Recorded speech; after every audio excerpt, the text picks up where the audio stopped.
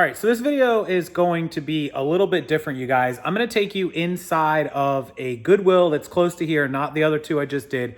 Show you a little bit of what's inside and some of the prices and why it's really hard to shop at the Goodwills. I just did a video about not using thrift stores and about how there are better ways to do things. And so while you can get inventory from Goodwill and thrift stores and Salvation Armies and etc., and you can build a business and have a little bit of a core and kind of a base, there's better ways to do it. And so let's go check out my footage from inside the store. And I kind of explain to you the numbers and what's going on. And then we'll come back and I'm going to take you onto my screen and I'm going to show you a better way to do it, because thrift stores and Goodwills and Salvation Armies are really just building blocks. You can't reasonably scale by having to drive around town sourcing at thrift stores all day. So if you need a better way to find merchandise, better merchandise at better prices, please watch to the end of this video, because we're gonna show you why Goodwill's 10, 20 items driving around to 3 or 4 stores is so much slower than the other methods. Remember, there are a dozen other methods to use that are much better than thrift stores. So let's go check out the Goodwill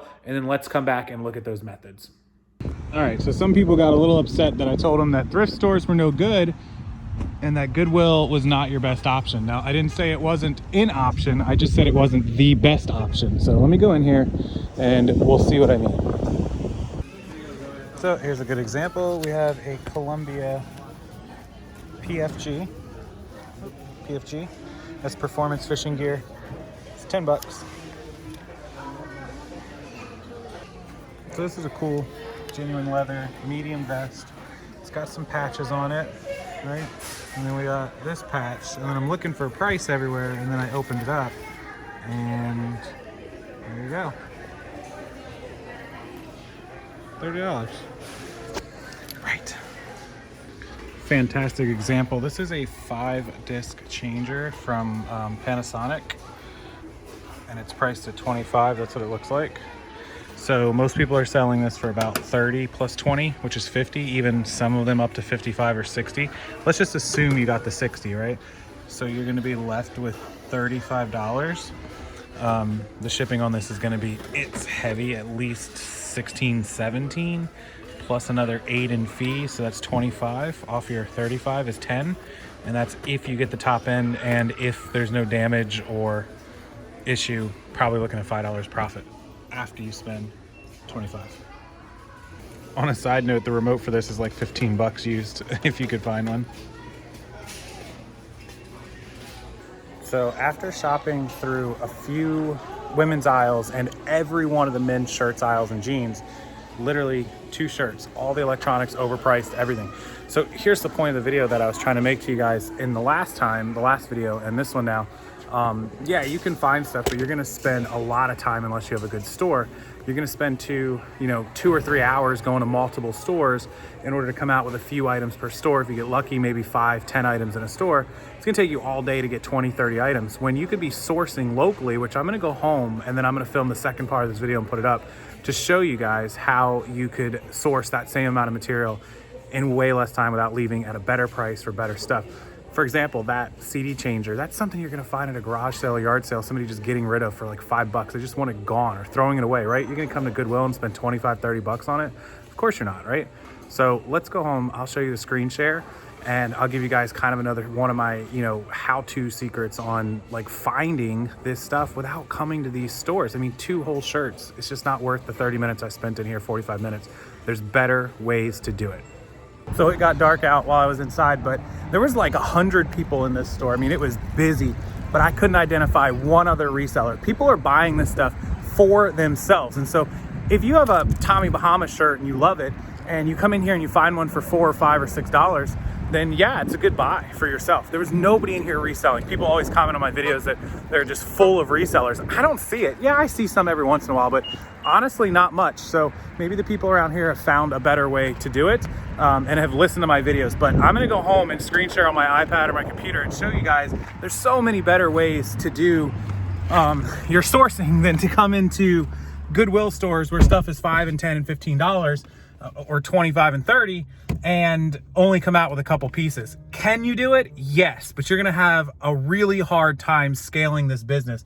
You don't want to be sitting here selling $1,000, $1,500, $2,000 a month till the end of time. You want to scale this business to where you can have merchandise coming to you and you can actually spend your time focused on listing it, selling it, and raising those sales. If you're spending all day running in circles around the Goodwill, start taking a monthly accounting of how many hours you spend in the store, driving between the stores, trying to find sales, and then think about if you could spend all day at home listing and selling instead and only spend a little bit of time doing what I'm about to show you how to do to find inventory. Let's go do it right now. All right, so welcome into my iPad. I'm screen sharing with you guys, and I opened up two windows, and let me show you guys these two windows. So when we talk about alternative ways to find merchandise, storage units is something that has gotten really big on YouTube. It blew up. This is not for everyone. You have to have a way to transport the goods, store the goods. You got to know what you're doing. You got to learn how to price units. There's a lot that goes into it. Please don't go on storage unit, or storagetreasures.com and try to just buy storage units and be successful, because you're not going to do it until you do some research and learn. But if you look all over the country, I mean, there is storage units galore for sale. You can get good merchandise all at one time. Now, if you zoom into where I live to Tampa, I mean, this is my 10-mile area. There is a bunch all the way across the bay, which is about 30 miles away. I mean, within a 30-mile radius of me is dozens. And when you click these, there's more than just one. When you click that, okay, so there's one there. Some of the locations are just one, but there are, that's a fail, right? There are locations that actually have, 4, 5, 6 lockers inside one. So let's go down back to Florida and see if I can find one of these that have, let's click on this one. Maybe this one will have it. Man, all of the ones in Florida just have one unit, but a lot of times they will show multiple units as I come in here. Maybe one out here in West Tampa. There you go. So there's one. This one's got 2, and sometimes you'll see ones that have 3 or 4 or 5. I've seen ones that have 8. So you just got to click through them. They show you the hours. They show you the auctions, and actually that one was pretty interesting. I want to go back to that one if I can find it. But long story short, Storage Treasures. Look at this one. Wow. Is that all shoes? It's already at $2,500. Holy crap. So there's a perfectly good example. It's a lot of money, and if you don't know what you're doing, you could end up spending a boatload of money. 937 brand new women's designer shoes, already at what? $1, $2 a piece would be 18 and change. So they're up to about $3 a unit for brand new, but you have to look up that brand. Anyways, that's one of the ways we talk about. The second way is estate sales. That's my zip code. So it's showing today's the 22nd, tomorrow's the 23rd. So it's showing, those dates, 22nd, 23rd, February 17th through 23rd. Here's another one. This is a Kennedy JFK assassination one. Lifetime collection, signed books and memorabilia. Tons and tons of stuff. Obviously, people probably went there because they saw this and it was full of resellers. But those two sites we talk about all the time, right? The third one, Craigslist. You can go to places like the furniture, if you sell furniture or baby and kid or electronics. You can even go to garage sales. Let me show you this. I usually use the app. I'm on the website here. That's why it doesn't show anything. But here we have the app for garage sales. And you can see, look, a leftover estate sale. Lots of really good stuff, cheap. So if you were into furniture, that would be a good one for you to go buy. As you scroll down, let me make sure I'm on the most recent rather than the most relevant. So look, we have Sunday tool sales. This guy's got stuff all in one place. You might be able to make a deal with him, become a regular buyer. So again, we scroll down. Here is a Divine estate sale. Look at all this stuff at the estate sale, right? There could be, whoa, that's kind of cool. Tons of good stuff at this estate sale. Look at his office with the gun safe. That's incredible, right? So you can find and email or message these people and say, hit me up when you're done. Look at this. What is this? Lots of just stuff. I mean, Joanne's Treasures. So she's a seller, but she may have some stuff that you can flip.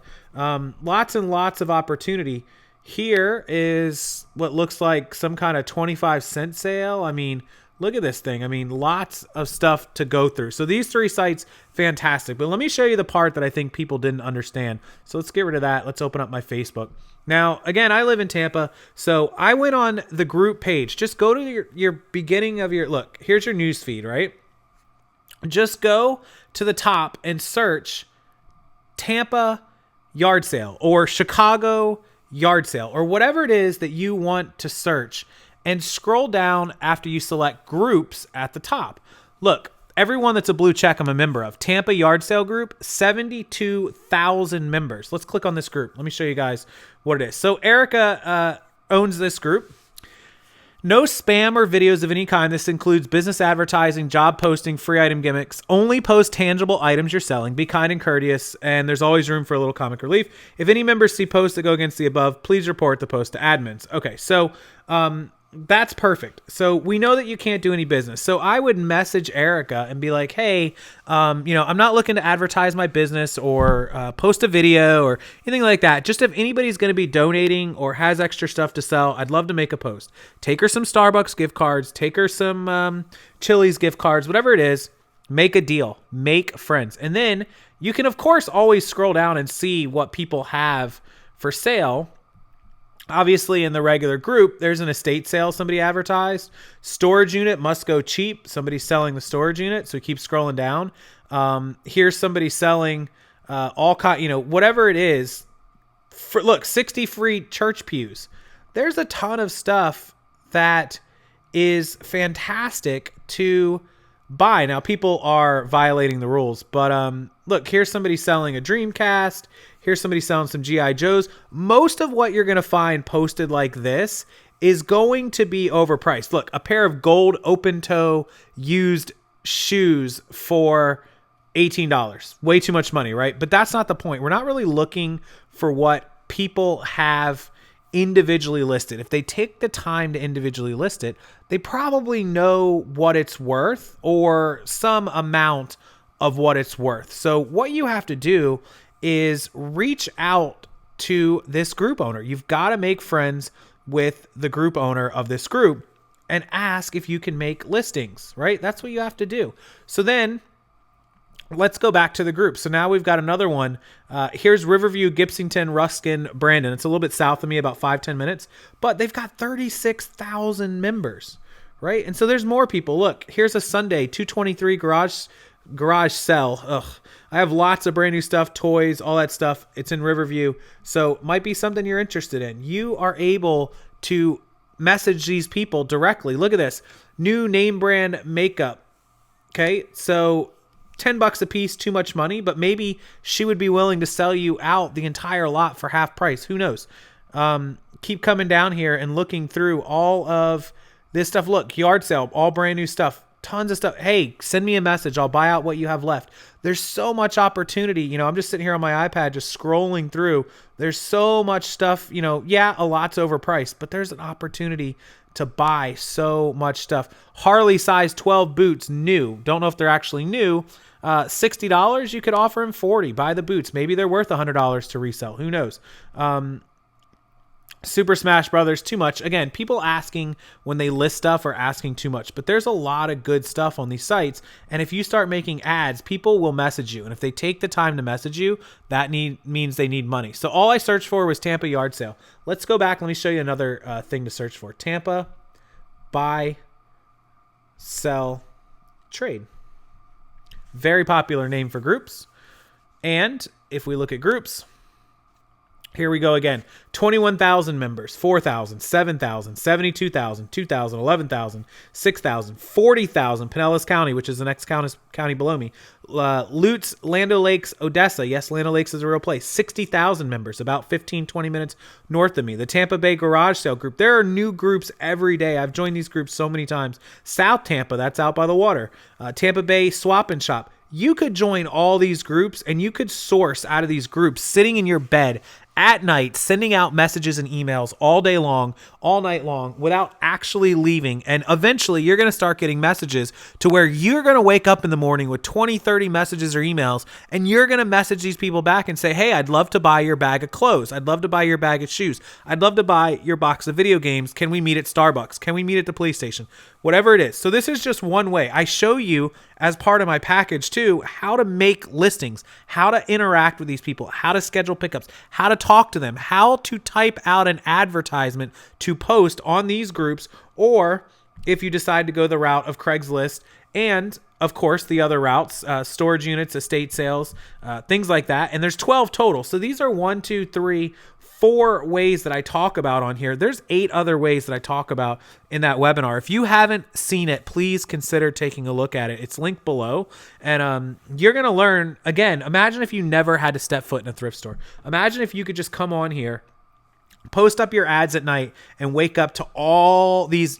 Look, your email box, if you joined all these groups and you started sending out private messages, and then you came over here and you started, sending out private messages to these people and started sending out, coming over to your Facebook Messenger, which I don't know if I have it on this app. I don't use it on my iPad too much. I might have it. Nope, I don't have it on the iPad, but you get the point. You come over here and click on your Facebook and click on your private messages, and you're just going to have a list of people asking, what do you buy? How much do you pay? I'm trying to sell a bag of clothes. I'm trying to sell a bag of shoes. It's just like you walked into your own personal thrift store and all you had to do is open your email or inbox. So that webinar is going to save your life. Thrift stores are fine, but they're not great. They're not scalable, and they're a good place to start, a good place to run into and find some merchandise. But a lot of you asked why I stopped going in thrift stores, 4 and 5 times a week like I used to. That's why. Scalability. Bringing in stuff by the dozens or hundreds instead of one at a time. So hopefully this helps. Hopefully that explains it for the people that were like, well, in one video you go to thrift stores, one video you talk about buying in bulk or networking. And yeah, it's because you can do both. But if you want to scale, this is the route you have to go. Otherwise, you can continue to go into thrift stores every day. If you have the bins or your thrift stores are really good, then by all means, if you can get 30, 40, 50 pieces a day and that's your way to do it, awesome. You can still come home and make ads and increase and scale what you're doing. So with that, I'll leave you guys to your weekend. Thank you for everything. Thank you for watching. I appreciate it. Hit that like button, hit that subscribe button. And until next time, have a wonderful weekend, and I'll see you then.